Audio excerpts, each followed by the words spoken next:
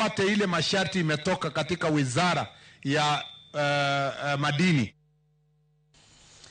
Esiganama kelo duoko ne penjo mathoth ogaima dunbura mar ODM Laktar Oburu Oginga koro wuoko kendo lero ni ongima kasiling kendo jera mag ODM kik bed kod buok mora kata matin.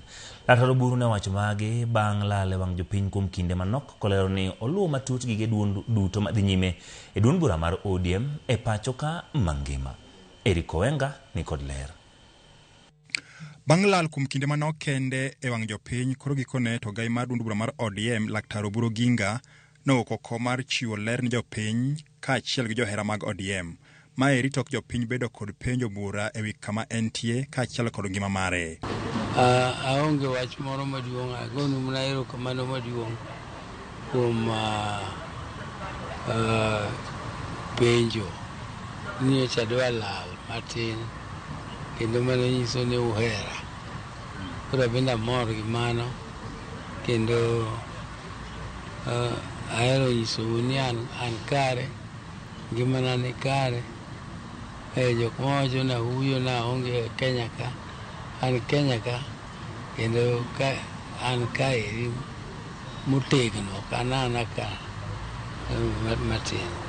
Motelo ne mae godiechieng' Seneta Masea ne ochopo e kar tugo opira mar golf mano ma Kisumu Golf Club kendo noriwore gi jotugo mamoko e rieyo dende. Laktar Oburu mane wuoyo kod jofwamb weche boma Kisumu noyango ni ongima kendo tayo ODM e yo mong'ith maneno ni duond burano ogoyo okang' madwarore ahinya to motelo ne yiero maduong' mabiro. Pati wato dhi adhiya nyime. Nyocha uneno ka gik moko nyocha watimo duto. Kata na giko juma ni nyocha wan gi forum maduong' mar retreat Mombasa. Nyocha dhi adhiya nyime. Ochuno ni nyaka ng'ato achiel ka onge. Nito gigo ok nyal dhi nyime. Ok ochuno ni nyaka Oburu Oginga ng'ato achiel ema bedie. To tich to tire ma an awuon ang'eyo gimoro amora matimore. Kendo an alat kik ng'ato pan ni nitie gimoro ma aninde. Nikata gimoro manyalo dhi marach takia. Gik moko te manie pati ang'eyo te.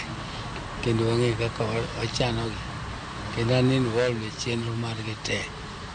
Lal mareno osenyuolo penjo bura kendo apise ne okoko mar chiwo ler ka kwedo weche ma ifuong'o ewi Laktar Oburu. Kaluwore kod obokeno, okang' mar koso bedo mang'eny wang' jopiny en achiel kuom yo mar chiwo thuolo ne jotelo mamoko mag ODM mawuok piny mondo bende oyud thuolo mar tayo chama. Jawach ilo duond bura mar ODM Philip Atale motelo nokoni jondiko moko ni onon maler ewi gigo magindiko. We are very happy that our party leader continues to attract news. He's becoming one source of news that everyone wants to look up to, and tomorrow we'll be seeing him somewhere in the alma mater of his late father speaking and roaring. Laktar Oburu nokoso ma ok ochopo romo mar ndalo adek mayande obagi boma Mombasa giko dira mokalo mabende ne geto tego duond bura mar ODM kako okang' maneno ni gidino fuok mosebedo kamienjo e kinde mosekalo. Eric Owenga, Ramogi TV, Nairobi. Jatend piny Kenya William Ruto no chenro mar gero udi mane ogiyweyo matimo